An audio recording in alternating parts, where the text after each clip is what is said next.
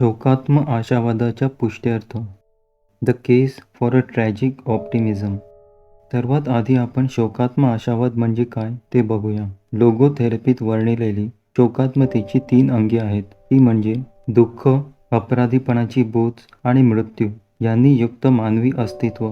अशा अस्तित्वात देखील स्थिर असलेला आणि प्रयत्नपूर्वक टिकविलेला आशावाद, तो हा शोकात्म आशावाद. या भागात प्रश्न उपस्थित केला आहे की वरील 3ही अंगांनी वेढलेले असताना सुद्धा आयुष्याला होकार देणे शक्य आहे का? वेगळ्या पद्धतीने हा प्रश्न विचारायचा झाला तर आयुष्य त्याची तीव्र शोकात्मक बाजू जमेस धरता जीवनातील संभाव्य अर्थ कसा जपू शकते? माझ्या एका जर्मन पुस्तकाचे नाव आहे कशाही परिस्थितीत आयुष्याला होकार देणे. या नावात गृहीत धरले आहे की कुठल्याही अवस्थेत, अगदी दारुण परिस्थितीत देखील आयुष्यातील संभाव्य अर्थाची हानी होत नाही. आणि या वरील वाक्यात गृहीत धरले आहे की माणसाची सृजनशीलता आयुष्यातील नकारात्मक, नाउमेद करणाऱ्या गोष्टींची देखील विधायक गोष्टीत रूपांतर करण्यात सफल होते. कशीही पाने हाती आली तरी उत्तम डाव खेळून जास्तीत जास्त गुण मिळवायचे, कुठल्याही परिस्थितीचा जास्तीत जास्त चांगला उपयोग करून घ्यायचा, हेच महत्त्वाचे असते. जास्तीत जास्त चांगले, इष्टतम, याला लॅटिन भाषेत ऑप्टिमम हा शब्द आहे. त्यावरून लेखकाने ऑप्टिमिझम किंवा आशावाद या शब्दांचा वापर केलेला आहे. शोकात्म आशावाद शब्द शोकात्म परिस्थितीत अंतरसामर्थ्यावरील विश्वासाने आशावाद जपणे हे दर्शवितो. माणसाचे अंतरसामर्थ्य आपल्या अत्यंत तीव्र दुःखास विजय आणि यश यात बदलू शकते. अपराधीपणाच्या भावनेतून स्वतःला बाहेर काढून अधिक चांगले बनवू शकते आणि आयुष्यातील क्षणभंगुरता लक्षात घेऊन त्यापासून जबाबदारीने वागण्याची प्रेरणा घेते. एक लक्षात घ्यायला हवे, आशावाद हा काही त्यास आज्ञा किंवा हुकूम करून बोलावून आणता येत नाही. त्याचप्रमाणे कुठल्याही परिस्थितीत कसलीही आशा नसताना कशाचीही शक्यता लक्षात न घेता आपण स्वतःला देखील आशावादी बनायची बळजबरी आपण करू शकत नाही. श्रद्धा आणि प्रेम यांच्या बाबतीत देखील तेच तत्व लागू पडते. या साऱ्या भावना सक्तीने आणता येत नाहीत. युरोपियन दृष्टिकोनातून पाहता असे दिसते की अमेरिकन संस्कृतीत व्यक्तींना पुन्हा पुन्हा सुखी राहायचा आदेश नव्हे, जणू हुकूमच दिला जातो. परंतु सुखाचा पाठपुरावा करता येत नाही, ते पाठोपाठ यावे लागते. सुखी होण्यासाठी माणसाकडे कारण असावे लागते. मात्र एकदा का ते कारण गवसले की माणूस आपोआप सुखी होतो. माणूस सुखाच्या शोधात नसतो, तर ज्या योगी सुख मिळेल अशा कारणांच्या शोधात असतो. समोर ठाकलेल्या परिस्थितीतील अर्थ बदलून व त्या क्षणातील संभाव्यता जाणून ती प्रत्यक्षात आणल्यास माणसाला सुख मिळते. सुखासाठी कारण शोधायची गरज हे मानवाचे त्याचे आणखी एक वैशिष्ट्य. ते वैशिष्ट्य म्हणजे हास्य. तुम्हाला कोणाला हसवायचे असेल तर तुम्ही त्याला हसवण्यासाठी कारण पुरवायला हवे. उदाहरणार्थ, त्याला एखादा विनोद सांगायला हवा. पोटातून आलेले खरेखुरे हास्य कुणाला हस म्हणून हसायला सांगून आणता येत नाही, का त्याला स्वतःला हसव असे सांगून हसविता येत नाही. तसे करणे हे फोटोसाठी कॅमेरापुढे बसलेल्यांना चीज म्हणा असे सांगितल्यासारखे होईल. अशा रीतीने काढलेल्या फोटोत साऱ्यांचे चेहरे त्यावर नकली हास्य लावून गोठविल्यासारखे दिसतात. लोगोथेरपीत अशा वागण्यास हायपर इंटेन्शन किंवा बळजबरीचा हेतू म्हणून संबोधतात. कामोदासीनता किंवा लैंगिक दुर्बलता अशांसारख्या संभोग निगडित विकृतीस बळजबरीचा हेतू कारणीभूत असल्याचे अनेकदा आढळून येते. संभोगात जोडीदाराला सर्वस्व अर्पण करून देहभान विसरण्याऐवजी व्यक्ती अच्युत क्षणांवर लक्ष केंद्रित करते, त्यालाच लक्ष बनविते. तेव्हा अपेक्षापूर्तीत अडथळे येतात. खरे तर जे लक्ष सुखाचे तत्व म्हटले आहे ते सुखात मिठाचा खडा टाकणारे असते. मात्र एकदा जर का माणसाला त्याच्या आयुष्यातील अर्थ शोधण्यात यश आले की मग त्याला सुख तर मिळतेच, पण आयुष्यातील दुःखांशी सामना करायचे बळ देखील मिळते. या उलट माणसाचे आयुष्यातील अर्थाच्या शोधात चाचपडणे व्यर्थ झाले तर त्याची अवस्था प्राणघातक ठरू शकते. तुरुंगातील युद्धकैदी किंवा छळछावणीतील कैदी अशांसारख्यांची आत्यंतिक अवस्था आठवून पहा. युद्धकैदी म्हणून दिवस काढलेल्या अमेरिकन सैनिकांनी त्यांचे अनुभव मला सांगितले. तिथे त्यांना वागण्याची एक साचेबंद प्रवृत्ती स्पष्टपणे आढळून आली. त्या प्रवृत्तीस त्यांनी आशा सोडण्याची लागण, गिव्ह अप आयटिस असे नाव दिले. हीच प्रवृत्ती छळछावणीतील कैद्यात देखील आढळून येई. ते पहाटे 5 वाजता उठून कामाला जाणे नाकारे. त्याऐवजी झोपडीत मूत्राने आणि विष्ठेने थपथपलेल्या गादीवर ते पडून राहत. काही केल्या त्यांना बिछाण्यावरून उठविणे शक्य होत नसे. कुठल्याही धोक्याच्या सूचनेस, धमकीस ते बधत नसत की आपले मन बदलत नसत. आणि मग ते एक विशिष्ट गोष्ट करीत. कुठेतरी खोल खिशात लपविलेली सिगारेट ते बाहेर काढीत आणि तिचे झुरके घ्यायला सुरुवात करीत. पुढील 48 तासात त्यांचा मृत्यू होणार हे आम्हाला त्या क्षणी कळून चुके. जगण्यासाठी अर्थ शोधण्याचा त्यांचा प्रयत्न संपुष्टात आलेला असे आणि त्याची जागा त्या क्षणापुरता आनंद घेणे एवढ्याच भावनेने व्यापलेली असे. अशाच भावनांचे समांतर चित्र आपण हल्ली रोज बघतोय ना. मी जगभरातील स्वतःच बिन भविष्याची पिढी म्हणून संबोधणाऱ्या तरुणांबद्दल बोलतोय. ते नुसत्या सिगारेट्स नाहीत तर मादक द्रव्यांच्या सेवनात गुंगून पडलेले दिसतात. मादक द्रव्याधीनता ही हल्ली बऱ्याच मोठ्या प्रमाणावर आढळणाऱ्या स्थितीचे एक घोतक आहे. हल्लीच्या यंत्रयुगात अस्तित्वाबाबतच्या वैफल्यातून जनन पावलेली, अर्थहीनतेच्या भावनेने पछाडलेली अशी ती अवस्था आहे. ही अर्थहीनतेची भावना मनोविकृतीस वाढत्या प्रमाणात कारणीभूत होत आहे. हे मत केवळ लोगोथेरपीच्या उपचार पद्धतीचा वापर करणाऱ्यांचेच नाही.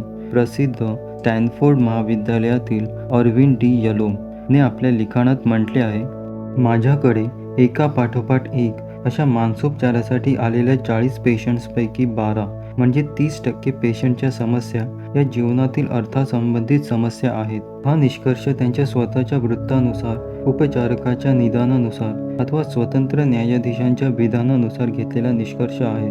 त्या महाविद्यालयाच्या 1000 मैल पूर्वेला पाओ ऑल्टो या जागी 30 स्थिती आढळून येते. दोन्ही ठिकाणच्या परिस्थितीत फरक फक्त 1% आहे. अगदी अलीकडे व्हिएन्नात संख्याशास्त्रज्ञांनी केलेल्या पाहणीत देखील 29% लोकांनी आपले जीवन अर्थपूर्ण नसल्याची तक्रार केली आहे. अगदी साध्या, सोप्या शब्दात या मोठ्या प्रमाणात आढळत असलेल्या अर्थहीनतेच्या भावनेमागील कारण समजावून सांगायचे तर असे म्हणता येईल की लोकांजवळ जगण्यासाठी लागणारे अर्थ, द्रव्य पुरेसे आहे, परंतु अस्तित्वासाठी अर्थपूर्ण असे काही नाही. साधन आहे पण उद्देश नाही. अर्थातच काही लोकांजवळ साधन देखील पुरेसे नाही, हे मान्य करावेच लागेल. वाढत्या प्रमाणात आढळणाऱ्या बेकार लोकांचा विचार माझ्या मनात येतोय. 50 वर्षापूर्वी मी एक लेख प्रसिद्ध केला होता. त्यात मी माझ्याकडे वैद्यकीय सल्ल्यासाठी आलेल्या तरुणांना बेकारीमुळे आलेल्या विशिष्ट प्रकारच्या नैराश्याबद्दल लिहिले होते. त्यांच्या या नैराश्यामागे 2 चुकीच्या धारणा होत्या. पहिली धारणा ही की बेकार म्हणजे निरुपयोगी अस्तित्व आणि दुसरी धारणा ही की निरुपयोगी म्हणजे निरर्थक. अशी 2 समीकरणे त्यांच्या मनात घर करून बसली होती. जेव्हा मी त्यांना लहान मुलांच्या संस्थेत, प्रौढांसाठी असलेल्या शिक्षण वर्गात, सार्वजनिक ग्रंथालयात किंवा तत्सम संस्थात स्वयंसेवक म्हणून काम करण्यास प्रवृत्त करू शकत असे, तेव्हा त्यांचे नैराश्य नाहीसे झालेले दिसे. वरील कामांसाठी त्यांना वेतन मिळत नसल्याने त्यांच्या आर्थिक स्थितीत फरक पडला नव्हता. त्यांची भूक शमली नव्हती. तरी देखील त्यांचा मोकळा वेळ बिनपगारी परंतु अर्थपूर्ण कृतीत गुंतला होता. सत्य तर हे आहे की माणूस केवळ आर्थिक सुबत्तेवर किंवा सरकारने दिलेल्या आर्थिक मदतीवर जगू शकत नाही. त्याला त्याच्या जीवनात आणखी अर्थपूर्ण असे काहीतरी हवे असते. बेकारीमुळे आणि त्यासोबत येणाऱ्या आर्थिक विवंचनामुळे येणाऱ्या नैराश्याव्यतिरिक्त इतर प्रकारची नैराश्य देखील असतात. काहींचे मूळ असते मानसिक अशांततेत तर काहींमध्ये शरीरातील रासायनिक संतुलन विस्कळीत झालेले असते. अशा परिस्थितीत गरज असते ती मानसोपचाराची आणि औषधाची. केवळ जीवनातील अर्थहीनतेच्या भावनेने ग्रासले जाणे हा काही रोग नव्हे, ते फक्त विकृतीचे लक्षण आहे, माणूस असल्याचे प्रमाण आहे असेच मी म्हणेन. या भावनेचा उगम जरी रोगामध्ये नसला तरी ती रोगाचे कारण बनू शकते. हल्ली तरुण पिढीत मोठ्या प्रमाणात आढळून येणाऱ्या लक्षण समूहाकडे बघितल्यावर मला काय म्हणायचे आहे त्याचा प्रत्यय येईल. या लक्षण समूहाची 3 प्रमुख अंगे आहेत: नैराश्य, आक्रमक वृत्ती आणि मादक द्रव्याधीनता. ही लोगोथेरपीच्या भाषेत अस्तित्वाबाबतच्या पोकळीतून, जीवनातील अर्थहीनतेच्या भावनेतून निर्माण झालेली लक्षणे ही रोगाची कारणे आहेत. प्रत्येक नैराश्याचे कारण जीवनातील अर्थहीनता हे नसते, हे उघडच आहे. तसेच आत्महत्येस नैराश्याची अंतिम अवस्था असे म्हणता येईल. प्रत्येक घटनेस अस्तित्वाबाबतची पोकळी कारणीभूत नसते. आत्महत्या करणारी प्रत्येक व्यक्ती तिच्या जीवनातील अर्थहीनतेच्या भावनेमुळे आत्महत्या करण्यास प्रवृत्त झाली नसली तरी देखील जर त्या व्यक्तीस तिच्या आयुष्याला असणाऱ्या अर्थाची जाणीव करून देता आली असती, जगण्यासारखे तिच्या आयुष्यात काही आहे हे तिला समजावता आले असते, तर कदाचित आपले आयुष्य संपविण्याच्या तिच्या उर्मीवर तिला मात करता आली असती. जर जीवनातला अर्थ शोधण्याकडे मन वळवणे, उद्दिष्टांचे स्मरण ठेवणे हे आत्महत्या टाळण्यासाठी अत्यंत उपयुक्त, प्रभावी साधन होऊ शकते, तर आत्महत्येला उद्युक्त झालेल्यांसाठी त्याचा उपयोग करणे योग्य होणार नाही का? माझ्या तरुणपणी मी 4 वर्षे ऑस्ट्रियातील सर्वात मोठ्या सरकारी दवाखान्यात घालविली. त्यावेळी अत्यंत नैराश्य आलेल्या रोग्यांना ठेवत असत त्या कक्षाचा मी प्रमुख होतो. त्यातील अनेक रुग्णांनी पूर्वी आत्महत्येचा प्रयत्न केला होता. त्या 4 वर्षात मी जवळजवळ 12,000 रुग्णांना बघितले असेल. तेथे माझ्याजवळ अनुभवांचा मोठा साठा जमा झाला. अजून देखील आत्महत्याप्रवण रुग्णांना बघताना मी त्या अनुभवांच्या ठेव्यातील धड्यांचा उपयोग करतो. मी त्यांना सांगतो, आपला आत्महत्येचा प्रयत्न असफल झाल्याचा आनंद अनेक रुग्णांनी मला अनेकदा बोलून दाखविला आहे. अनेक आठवडे, महिने, वर्षानंतर मला त्यांनी सांगितले की त्यांच्या समस्यांवर तोडगा होता, प्रश्नांना उत्तरे होती आणि त्यांचे जीवन अर्थपूर्ण होते. फक्त त्यावेळी ते समजण्याची दृष्टी त्यांच्या जवळ नव्हती. क्षणभरासाठी असा अनुभव हजारातून एखाद्याला येतो असे गृहीत धरले तरी आज न उद्या तुमच्या बाबतीत ते सत्य ठरणार नाही याची कोण खात्री देऊ शकेल? पण त्याआधी त्याची सत्यता पडताळून पाहण्यास तुम्ही जिवंत तर असायला हवे ना? त्या दिवसाची पहाट बघायला तुमचे जगणे आवश्यक आहे आणि आजपासून स्वतःला वाचविण्याची तुमची जबाबदारी तुमच्या बरोबर असणार आहे. मी तुम्हाला सोडणार नाही. आता मोठ्या प्रमाणात दिसून येणाऱ्या विकृतीच्या दुसऱ्या अंगाकडे, आक्रमकतेकडे आपण वळूया. त्याआधी कॅरोलिन वूड शेरिफ ने केलेल्या प्रयोगाबद्दल मी तुम्हाला सांगतो. बॉय स्काउट्स या मुलांसाठी असलेल्या संस्थेतील मुलांचे वेगवेगळे गट करून त्यांना कृत्रिमरित्या आक्रमक वातावरण निर्माण करण्यात ती यशस्वी झाली. तिला आढळून आले की जेव्हा ती मुले सामुदायिक ध्येयावर लक्ष केंद्रित करतात, त्याला वाहून घेतात, तेव्हा त्यांच्यातील आक्रमक वृत्ती लयाला जाते. उदाहरणार्थ, जेव्हा त्या सर्वांसाठी अन्न वाहून आणणारी घोडागाडी चिखलात अडकून पडली, तेव्हा सर्व पक्षांनी एकजुटीने एकत्र येऊन तिला चिखलातून बाहेर काढली. त्यावेळी त्यांच्यासमोर एक आव्हान होते. त्यांच्यासाठी एक सामूहिक ध्येय निर्माण झाले होते. ते गाठण्यास ते एकत्र झाले होते. तसे करताना त्यांची आपापसातील आक्रमक वृत्ती संपुष्टात आली. विकृतीच्या तिसऱ्या अंगाबद्दल, मादक द्रव्याधीनतेबद्दल बोलूया. तसे करताना मला ॲनमरी वॉन फॉर्स्मायर च्या प्रस्तावनेत केलेल्या नोंदीची आठवण येते आहे. तिच्या म्हणण्याप्रमाणे चाचणीनी संख्याशास्त्र ज्ञानाच्या अभ्यासावर आधारित पुराव्यानुसार दारूच्या व्यसनाने गांजलेल्या 90% व्यक्तींमध्ये त्यांच्या जीवनातील अर्थ नसल्याची भावना प्राधान्याने आढळते. स्टॅनली क्रिपनर च्या अभ्यासानुसार इतर मादक द्रव्यांच्या अधीन गेलेल्या व्यक्तींमध्ये हे प्रमाण 100% असल्याचे दिसते. आता आपण अर्थ किंवा हेतू या विषयाकडे वळूया. सर्वात प्रथम मी हे स्पष्ट करू इच्छितो की लोगोथेरपी उपचार पद्धतीचा वापर करणारा उपचारक आयुष्यात सामोरे जावे लागणाऱ्या प्रत्येक प्रसंगात समाविष्ट असलेल्या अंगभूत सुप्त अशा अर्थाचा विचार करतो. त्यामुळे येथे मी संपूर्ण जीवनातील अर्थाबद्दल बोलणार नाही. साहजिकच संबंध जीवनाचा एक असा उद्देश असतो हे मी नाकारत नाही. ते न नाकारता येणारे सत्य येथे गृहीत धरले आहे. एक त्या सदृश्य उदाहरण सांगतो. चित्रपट हजारो लहान लहान क्षणचित्रांना एकत्र जुळवून बनविला जातो. त्यातील प्रत्येक चित्राला स्वतःचा असा अर्थ असतो. प्रत्येक क्षणचित्र एक संदेश सांगत असते. तरी पण संबंध चित्रपटाचा पूर्ण अर्थ शेवटचं क्षणचित्र बघून होईपर्यंत कळत नाही. तसेच प्रत्येक क्षणचित्राचा अर्थ नीटपणे कळला नाही तर पूर्ण चित्रपटाचा अर्थ स्पष्ट होत नाही. जीवन देखील तसेच नसते का? आयुष्याचा अंतिम अर्थ कळलाच तर तो कदाचित मृत्यूशयेवरच कळणे शक्य असते. जीवनपटाचा संपूर्ण अर्थ देखील त्यातील प्रत्येक धागा कसा विणला गेलाय, आपल्या ज्ञान आणि श्रद्धेच्या क्षमतेनुसार प्रत्येक क्षणातील संभाव्यता प्रत्यक्षात कशी आणली गेली आहे यावर अवलंबून असतो. लोगोथेरपीच्या चष्म्यातून पाहता जीवनातील अर्थ हा काही कोण्या मोठ्या तत्त्वज्ञानाने महाविद्यालयांच्या मठीत बसून मांडलेला सिद्धांत नसून ती रोजच्या जीवनाशी निगडीत अशी संवेदना आहे. संवेदनेची समज, तिचे ज्ञान, समोर उभ्या टाकलेल्या परिस्थितीतील स्वतःच अनुरूप व्यक्तिगत ध्येय हे खालील 2 टोकांमधील क्षणात असते. पहिले टोक म्हणजे कार्ल बिहलर ने वर्णिलेल्या ओहो आले लक्षात असं वाटणारा क्षण आणि दुसरे टोक म्हणजे गस्टाल्टमध्ये वर्णिलेला मला असे जाणवतंय असे वाटणारा क्षण. या दोहोंमध्ये कुठेतरी माणसाला त्याचा आपला अर्थ उमगतो. गस्टाल्टमध्ये माणसाला जणू एकाएकी पृथ्वीवरील संपूर्ण स्वप्रतिमेची जाणीव होते, तर अर्थाची शक्यतेची जाणीव म्हणजे समोरील परिस्थितीच्या पार्श्वभूमीवर होणाऱ्या संभाव्यतेची जाणीव, किंवा सोप्या शब्दात सांगायचे झाले तर आता या परिस्थितीत काय करता येणे शक्य आहे याची जाणीव. दोन्हीमध्ये एवढाच फरक आहे. जीवनातील अर्थ म्हणजे काय हे कळल्यावर अर्थातच तो कसा शोधायचा हा प्रश्न मनात येतो. शार्लेट ब्युहलर म्हणते की त्यासाठी सभोवताली नीट बघा. मानवी जीवन हे का, कशासाठी आहे या प्रश्नाचे उत्तर ज्यांना सापडले आहे त्यांच्या जीवनचरित्रांचा नीट अभ्यास करा, आणि ज्यांना ते सापडले नाही त्यांच्याही जीवनाकडे बघा, म्हणजे तुम्हाला तो कसा शोधायचा ते कळेल. जीवनचरित्रांच्या अभ्यासाव्यतिरिक्त एक नवीन मार्ग देखील चोखाळून बघूया. कदाचित जीवशास्त्राच्या अभ्यासात देखील आपल्याला वरील प्रश्नाचे उत्तर सापडण्याची शक्यता आहे. सद्सद विवेकबुद्धीबद्दल विचार करताना लोगोथेरपी उपचारक म्हणतात की ती एखाद्या पार्श्वसूचका प्रॉम्प्टरसारखी असते.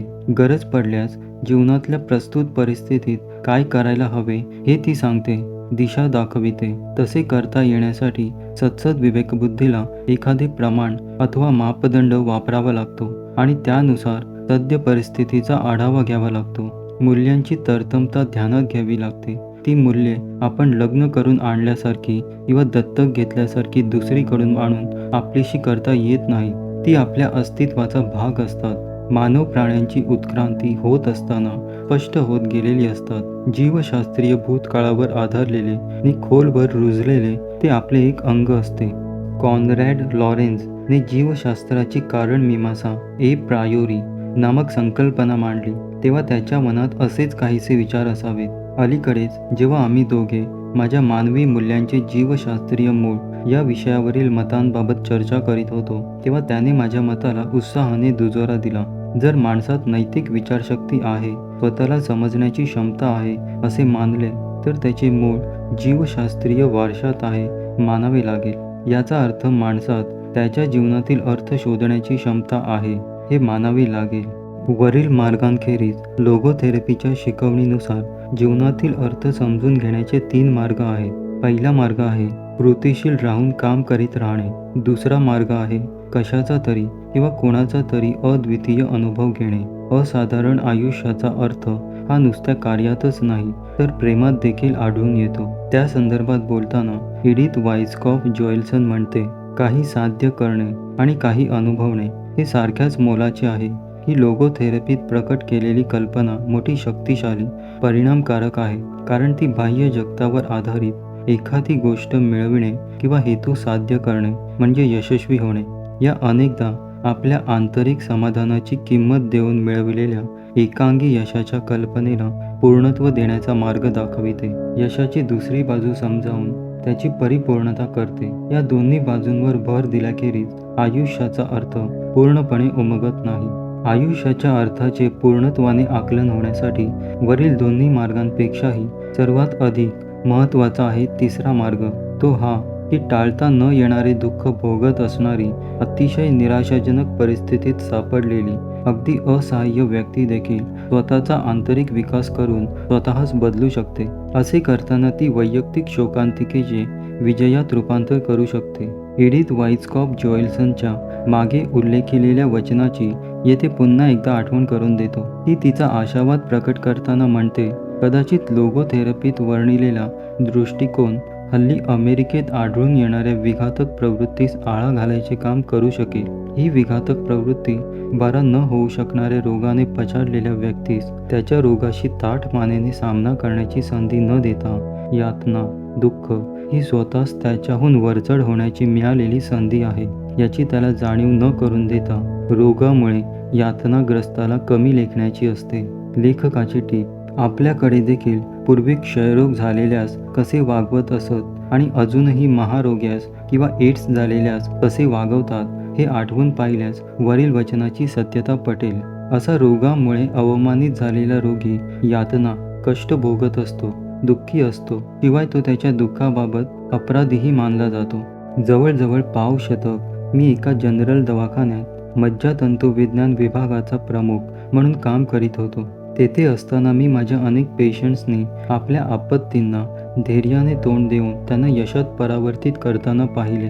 अशा प्रत्यक्ष पाहिलेल्या, अनुभवलेल्या प्रमाणाखेरीज प्रयोगावर आधारित प्रमाणे देखील माणूस यातनांमध्ये अर्थ शोधू शकतो हेच सुचवितात. अमेरिकेतील विख्यात येल महाविद्यालयातील संशोधकांना व्हिएतनाममध्ये युद्धकैदी म्हणून राहिलेल्या सैनिकांचे बोल प्रभावित करून गेले. त्या युद्धकैद्यांचा व्हिएतनाममध्ये शत्रूच्या कैदेत असतानाचे जिणे अत्यंत दुःखसह्य होते हे खरे आहे. तेथील वास्तव्यात आमचा अनन्वित छळ झाला. रोग, उपासमार आणि एकांतवासाची शिक्षा यांनी आम्ही पिडले गेलो. परंतु त्या अनुभवातून गेल्यामुळे आमचा फायदाही झाला. आमची आंतरिक वाढ झाली असा दावा होता. शोकात्मा आशावादाचे सर्वात जोरदार पुरस्कार करणारे लॅटिनमध्ये आर्ग्युमेंटा अँड होमिनेम या नावाने ओळखले जाणारे एक विधान आहे. जेरी लॉंग नावाचा माणूस त्याचे चालते बोलते उदाहरण आहे. लोगोथेरपीत म्हटल्याप्रमाणे साऱ्या अडचणींना धुडकावून लावणाऱ्या माणसाच्या आत्मिक शक्तीचे ते मूर्त स्वरूप आहे. टेक्सारकाना गॅजेट नावाच्या पत्रिकेत 1983 साली जेरीची खालील गोष्ट प्रकाशित झाली होती. 3 वर्षापूर्वी वयाच्या 17व्या वर्षी पोहताना झालेल्या अपघातामुळे मानेपासून पायापर्यंतचे जेरी लॉंगचे सारे अंग लुळे पडले. तो अपंग झाला. आज जेरी तोंडात काडी धरून टंकलेखन करतो. एक विशेष प्रकारचा फोन वापरून तो महाविद्यालयातील अभ्यासक्रमास हजर राहतो. दोन्ही बाजूंचे संभाषण प्रक्षेपित करणाऱ्या इंटरकॉम नावाच्या यंत्रामुळे त्याला वर्गातील चर्चेत सहभागी होता येते. 6 अध्यायांचे बोलणे ऐकता येते. वाचन, दूरदर्शन आणि लेखन यात तो आपले मन गुंतवून ठेवतो. मला पाठविलेल्या त्याच्या एका पत्रात त्याने लिहिले आहे, माझ्या दृष्टीने माझे आयुष्य अर्थ, हेतू, उद्देश यांनी ओतप्रोत भरलेले आहे. त्या अपघाताच्या दिवशी मी अंगीकारलेला माझा दृष्टिकोन, मी माझी मान मोडली, तिने मला मोडली नाही, हा माझ्या आयुष्यातील श्रद्धास्थान माझा महामंत्र होऊन बसलाय. सध्या मी महाविद्यालयात मानसशास्त्राचा अभ्यासक्रम सुरू करतोय. माझे अपंगत्व मला इतरांना मदत करण्यात अधिक सहाय्यभूत होईल असा मला विश्वास आहे. जर हा अपघात झाला नसता तर कदाचित माझा जो विकास झाला आहे तो झाला नसता. याचा अर्थ विकास होण्यासाठी वेदना अत्यावश्यक आहे असा मुळीच होत नाही. माझे म्हणणे एवढेच आहे की भोगातही, तो भोगत असताना देखील जीवनातील अर्थ, हेतू शोधता येतो. मागे सांगितल्याप्रमाणे जीवनातील आपत्ती अटळ आहे. जर दुःख टाळता येण्यासारखे असेल तर ते टाळणे, त्याचे कारण, मूळ उपटून टाकणे हेच अर्थपूर्ण कार्य असते. विनाकारण दुःख भोगणे हे विकृतीचे लक्षण आहे, शौर्याचे नव्हे. जेव्हा दुःखास कारणीभूत होणारी परिस्थिती बदलणे अशक्य असते तेव्हा देखील त्याबाबतचा आपला दृष्टिकोन बदलणे नेहमीच आपल्याच हातात असते. जेरी लॉंगने मान मोडून घेण्याचा निर्णय घेतला नव्हता, मात्र त्यामुळे स्वतःला मोडून घ्यायचे नाही या निर्णयाची निवड त्याची होती. दुःख देणाऱ्या परिस्थितीत कल्पकता लढवून बदल घडवून आणणे याला प्राधान्य असते आणि जरूर पडलीच तर भोग कसा भोगायचा ते समजून घेण्यात श्रेष्ठत्व असते. सर्वसाधारण माणसाचे देखील हेच मत असल्याचे प्रयोगावरून सिद्ध झाले आहे. ऑस्ट्रियातील लोकमताचे सर्वेक्षण करता लोकमत आजमावणाऱ्या शास्त्रज्ञास आढळून आले आहे की जनमतानुसार सर्वात माननीय माणूस कुणी मोठा शास्त्रज्ञ, कलावंत, राजनीतिज्ञ, क्रीडापटू नसून जो खडतर परिस्थितीस मान उंचावून सामोरा जातो आणि त्यावर मात करतो तोच असतो. आता शोकात्म त्रिकुटातील दुसऱ्या अंगाकडे वळूया, ते म्हणजे अपराधीपणाचे शल्य. थोडा वेळ जरा विषयांतर करून मला आवडणाऱ्या, माझे मन आकर्षून घेणाऱ्या एका धर्मतत्वाबद्दल बोलतो आहे. त्या तत्वाचे लॅटिन शीर्षक आहे मिस्टेरियम इन इक्विटाटीस. त्याचा स्थूल मानाने अर्थ असा आहे की सरतेशेवटी कुठलाही गुन्हा हे पूर्णपणे कधीच न उलगडणारे कोडे असते. गुन्ह्याचा उगम गुन्हेगार व्यक्तीच्या जीवशास्त्रीय बैठकीत आहे का मानसिक रचनेत आहे का भोवतालच्या सामाजिक परिस्थितीत आहे हे स्पष्टपणे कळणे अशक्य होऊन बसते. एखाद्याचा गुन्हा त्याला पूर्णपणे समजावणे हे त्याच्या अपराधीपणाचे स्पष्टीकरण केल्यासारखे होईल. तसे केल्यास गुन्हेगार ही एक गुन्ह्यास सर्वस्वी जबाबदार व्यक्ती नसून केवळ दुरुस्तीची गरज असलेले एक मोडके यंत्र आहे असे म्हटल्यासारखे होईल. गुन्हेगारांना स्वतःला देखील अशी वागणूक तिरस्करणीय वाटते. त्यांना त्यांच्या कृत्यासाठी जबाबदार धरलेले जास्त आवडते. मला एकदा अमेरिकेतील इलिनॉय प्रांतातील तुरुंगात असलेल्या एका कैद्याचे पत्र आले होते. पत्रात त्याने खेद व्यक्त करीत म्हटले होते, गुन्हेगाराला आपली बाजू मांडायची संधी कधीच मिळत नाही. बहुधा त्याला पुढ्यात ठेवलेल्या अनेक स्पष्टीकरणातून निवड करायला सांगितली जाते. अनेकदा समाजास दोष दिला जातो. कधीकधी तर खुद्द गुन्ह्याला बळी पडलेल्याला दोषी ठरविले जाते. मी जेव्हा अमेरिकेतील सॅन क्विंटिन तुरुंगातील कैद्यांसमोर भाषण दिले तेव्हा मी त्यांना सांगितले की माझ्यासारखे तुम्ही देखील माणूस आहात. मानव या नात्याने तुम्हाला गुन्हा करण्याचे, दोषी, अपराधी बनण्याचे स्वातंत्र्य होते. तसेच आता तुम्ही त्या अपराधीपणाच्या शल्ल्यावर मात करण्यास, स्वतःला बदलून अधिक चांगली व्यक्ती बनून आपला विकास करण्यासाठी जबाबदार आहात. कोणीतरी आपल्याला समजून घेत आहे, आपल्या भावना कुणाला तरी कळतायत असे त्यांना वाटले. Frank E.W. नावाच्या माजी कैद्याने मला एक लहानशी टिप्पणी पाठवली. त्यात त्याने लिहिले होते, मी लोगोथेरपी उपचार करून घेणाऱ्या माजी कैद्यांच्या एका समूहात दाखल झालो आहे. आमच्या गटात आम्ही 27 जण आहोत. एकमेकांचा आधार घेत नव्याने तेथे आलेले कैदी तुरुंगाच्या बाहेर राहण्यात यशस्वी होत आहेत. मूळच्या गटातल्या आम्हा लोकांपैकी फक्त एक जण परत तुरुंगात गेला आणि तो देखील आता सुटून बाहेर आला आहे आणि स्वतंत्र झाला आहे. सामुदायिक अपराधाची बोच, कलेक्टिव्ह गिल्ट या कल्पनेबद्दल बोलायचे तर मला असे वाटते की एका माणसाला दुसऱ्याने केलेल्या किंवा त्याच्या गटाने केलेल्या अपराधासाठी जबाबदार धरणे अयोग्य आहे. दुसरे महायुद्ध संपल्यापासून मी जाहीरपणे या तत्त्वाचा अथक प्रचार करीत आहे. असे करताना कधीकधी अनेक क्लुप्त्यांचा वापर करून लोकांना त्यांच्या अंधविश्वासापासून वेगळे करावे लागते. एकदा एक अमेरिकन बाई सामोरे येऊन मला दूषण देऊ लागले. एवढे अनुभवल्यावर देखील तुम्ही तुमची काही पुस्तके जर्मन भाषेत, ॲडॉल्फ हिटलरच्या भाषेत लिहूच कसे शकता? तिने प्रश्न केला. उत्तरादाखल मी तिला, तुझ्या स्वयंपाकघरात तू सुरी वापरतेस का? म्हणून प्रश्न केला. ती होय म्हणाली. मी धक्का बसून भयभीत झाल्याचे नाटक करीत म्हटले, कितीतरी खुनी लोकांनी आपल्या बळीवर वार करायला वापरलेले साधन, सुरी, तुम्ही अजून वापरूच कसे शकता? तिने माझ्या जर्मन भाषेत पुस्तक लिहिण्याला आक्षेप घेण्याचे थांबविले. शोकात्मक त्रिकुटाचे तिसरे अंग मृत्यूसंबंधी आहे, पण त्याचा जीवनाशी देखील संबंध आहे. क्षणाक्षणाने वेंढलेले आयुष्य क्षणाक्षणाला संपत असते. गेलेला क्षण कधीही परत येऊ शकत नाही. प्रत्येक क्षणाचे क्षणभंगुरत्व हे त्या क्षणाचा पूर्णतया उपयोग करून घ्यायचे आव्हानच नव्हे का? नक्कीच ते आव्हान आहे आणि म्हणूनच माझे सांगणे आहे की आयुष्य आपण दुसऱ्यांदा जगतो आहे आणि फिरून तशाच चुका करण्याच्या बेतात आहात असे समजून जगा. एकदा गेलेला आयुष्याचा क्षण परत आणता येत नाही. या सत्याचा परिणाम योग्य रीतीने वागण्यावर व आयुष्यातील संभाव्यतेस प्रत्यक्षात उतरविण्याच्या संधीचा वापर करण्यावर होत असतो. पण हा परिणाम त्या क्षणातील संभाव्यतेवर होत असतो. मात्र एकदा का आपण आलेल्या संधीचा वापर केला आणि त्या क्षणातील हेतूला प्रत्यक्षात उतरविले की मग ते कृत्य आणि तो क्षण नेहमीसाठी भूतकाळात जमा होतो. तिथे तो सुरक्षित राहतो, कधीही नष्ट न होण्यासाठी. तिथे पूर्णपणे जगलेल्या क्षणांचा खजिना असतो. भूतकाळातील काहीच हरवत नाही.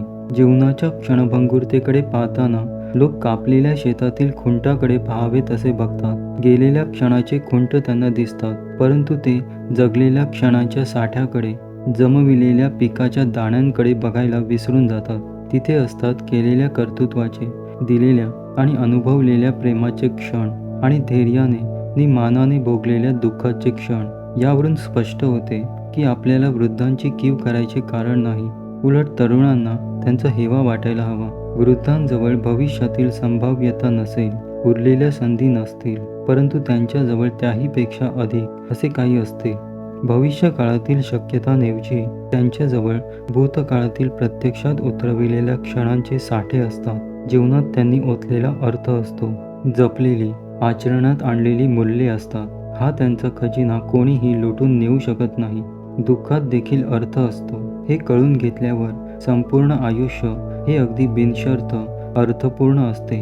निदान त्यातील संभाव्यतेत उद्देशाने युक्त तरी अर्थ असतो हे उमजते आणि प्रत्येक आयुष्य कशाही परिस्थितीत हेतुपूर्ण आहे याचाच प्रत्यय येतो. अर्थात प्रत्येक जीवाला बिनशर्त स्वतःचे असे मोल आहे हे ओघाने आलेच. म्हणूनच प्रत्येक आयुष्य सन्मानाच्या, प्रतिष्ठेच्या अधिकारास पात्र असते. हे न नाकारता येणारे सत्य आहे असे मानायलाच हवे. अगदी तापदायक अवस्थेत देखील आयुष्यातील अर्थ हरवत नाही, तसेच त्याचे मूल्यही कमी होत नाही. आणि ते कमी होत नाही कारण वर सांगितल्याप्रमाणे जगलेल्या क्षणांच्या साठ्याचे पीक त्यांच्या पाशी असते. त्यांनी प्रत्यक्षात आणलेला भूतकाळ असतो.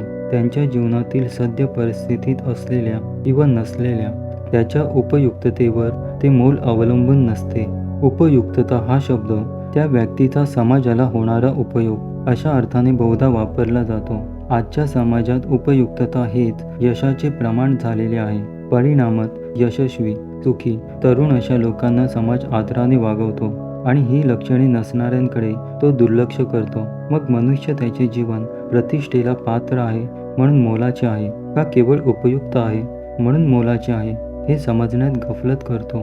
हा महत्त्वाचा फरक लक्षात घेतला नाही, समजून घेता आला नाही आणि माणसाचे मोल केवळ त्याच्या सद्यस्थितीतील उपयुक्ततेवर आधारित ठरवले तर ते म्हणणे हिटलरच्या त्याने अयोग्य, मोल नसलेले अशा ठरविलेल्या व्यक्तींना मारून टाकणे योग्य आहे या म्हणण्यास दुजोरा दिल्यासारखे होईल. किंवा वृद्ध, रुग्ण, दुर्धर रोगाने पछाडलेले किंवा मानसिक रुग्ण ज्यांचा समाजाला त्यांच्या सद्यस्थितीतील काहीही उपयोग नाही, त्यांना दयामरण, युथेनेशिया द्यावे असे म्हटल्यासारखे होईल. नाहीतर तुमच्या विचारात विसंगती असल्याचा आरोप केला जाईल.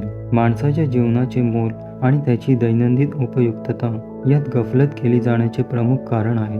हल्ली प्रचलित असलेले विद्यालयात शिकवले जाणारे मनोवैज्ञानिक ज्याचा उपयोग करतात ते पूर्वीच्या साऱ्या धार्मिक, नैतिक, सामाजिक मूल्ये नि संस्था यांना जुगारून देणारे तत्वज्ञान, विवेचन साराचे ॲनालिसिस चे शिक्षण देणाऱ्या वातावरणात देखील ही स्थिती आढळून येते. हे नकारात्मक निहिलिझम तत्वज्ञान कुठे जपून ठेवण्यासारखे काही नाही एवढे म्हणून समाधान पावत नाही, तर ते कशातच काही अर्थ नाही असे शिकविते.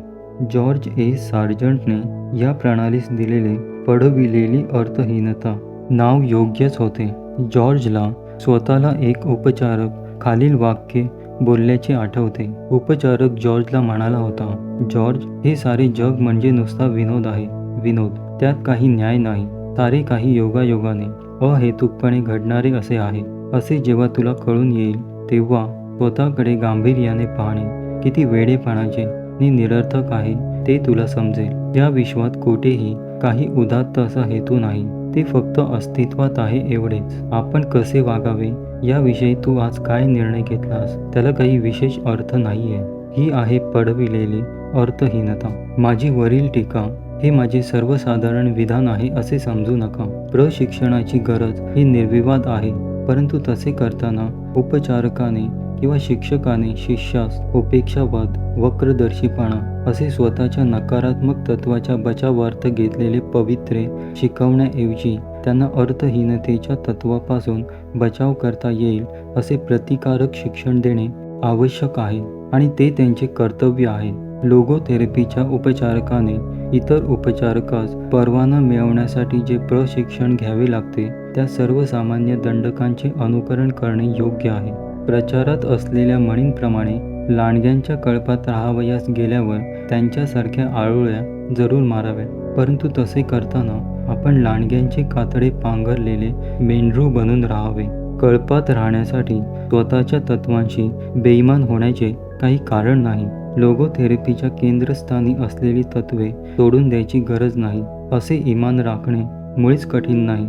Elizabeth S. ल्युकासच्या म्हणण्यानुसार मनोविज्ञानशास्त्राच्या सबंध इतिहासात लोगोथेरपी एवढी स्वतःच्या मतांचाच आग्रह न धरणारी उपचार पद्धती नाही. पूर्वेतील बाजारात बसलेल्या विक्रेत्यासारखी लोगोथेरपी गिराईकांना आपलाच माल घ्या म्हणून आग्रह करत नाही, तर पाश्चिमात्य बाजारात मांडून ठेवल्याप्रमाणे इतर पद्धतींप्रमाणे आपली पद्धत ही ती गिराईकांसमोर ठेवते. पुढे मांडलेल्या वस्तूंमध्ये काय उपयुक्त आणि मौल्यवान आहे ते ठरवण्याचा अधिकार घेणाऱ्याचा असतो. कॅलिफोर्नियात 1980 साली भरलेल्या लोगोथेरपीच्या पहिल्या जागतिक अधिवेशनात मी मानसोपचारास यांत्रिकपणे चालणारे तंत्र न बनविता मानवातील माणुसकीची जाणीव असलेली उपचार पद्धती बनवा. त्याचप्रमाणे कोणत्या तरी गुरूचा गंडा बांधून त्या घराण्याची गायकी चालू ठेवल्यासारखी हीच पद्धत तशीच चालू ठेवणारे उपचारक बनू नका,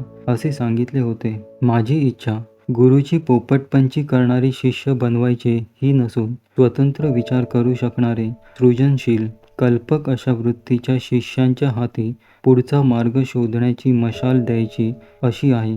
यातच माझेही हित आहे. सिग्मंड फ्रॉइड एकदा म्हणाला होता, विभिन्न वृत्तीच्या अनेक माणसांना एकदा सरसकट उपोषण घडवावे. जसजशी भुकेची तीव्रता वाढू लागेल तसतसे माणसामाणसातील वरवर दिसणारे भेद गळून पडतील आणि त्या जागी दिसेल एका साच्याचे न भागलेल्या भुकेचे प्रदर्शन. सुदैवाने छळछावणीचा प्रत्यक्ष अनुभव घेण्यापासून तो बचावला हे फार बरे झाले. त्याचे पेशंट्स ऑशविटच्या नरकवासात नसून इंग्लंडमध्ये व्हिक्टोरियन पद्धतीच्या गुबगुबीत सोफ्यावर पडलेले होते. ऑशविटच्या छळछावणीत भुकेने कळवळत असताना माणसामाणसातील भेदाचे निर्मूलन न होता ते अधिक गहिरे झालेले आढळून येत होते. लोकांच्या चेहऱ्यावरील मुखवटे तेव्हा गळून पडले होते. त्या मुखवट्यांमागे नीच डुकरेही होती आणि संतही होते. येथे संत हा शब्द वापरायला मी मुळीच डगमगत नाही आणि तुम्ही देखील कचरायला नको. जरा आठवून बघा, फादर मॅक्समिलियन कोल्बी याला ऑशविटच्या छळछावणीत त्याची अत्यंत उपासमार केली गेली आणि शेवटी त्याचा कार्बोलिक ॲसिडचे इंजेक्शन देऊन खून करण्यात आला. त्याला 1983 साली संत ही पदवी बहाल करण्यात आली. कदाचित तुम्ही माझ्यावर मी नियमास अपवाद असणाऱ्या लोकांचे उदाहरण देतो आहे असा आरोप कराल. जे उदात्त उन्नत असते ते सापडणे जेवढे दुर्मिळ असते तेवढेच ओळखणे देखील अवघड असते. हे स्पिनोझाची नैतिक तत्वप्रणाली त्यातील शेवटले वाक्य आहे. तुम्ही म्हणाल, संतांकडे वळण्याची खरंच गरज आहे का? केवळ सज्जन लोकांकडे बघणे पुरेसे नाही का? संत हाताच्या बोटांवर मोजण्या इतके कमी असतात आणि ही वस्तुस्थिती तशीच राहणार. संख्येने कमी असले तरी त्यांच्यात म्हणा त्यांचा आदर्श गिरवायचे मानवाला दिलेले आव्हान दिसते. माणसातील अत्युत्तम उंची गाठण्याची संभाव्यता दिसते. जगाची अवस्था फार खालावली आहे आणि आपल्यातील प्रत्येकाने उत्तमोत्तम व्हायचा प्रयत्न केला नाही तर ती तशीच राहणार आहे. म्हणून संतांचे उदाहरण देणे मला योग्य वाटते. शोकात्म आशावादाची निकड जाणवते. आपण 2 गोष्टींबद्दल जागृत राहायला हवे. ऑशविट्झने माणूस किती खोल गर्तेत पडू शकतो ते दाखवून दिले आहे आणि हिरोशिमाने धोका केवढा मोठा आहे त्याची जाणीव करून दिली आहे.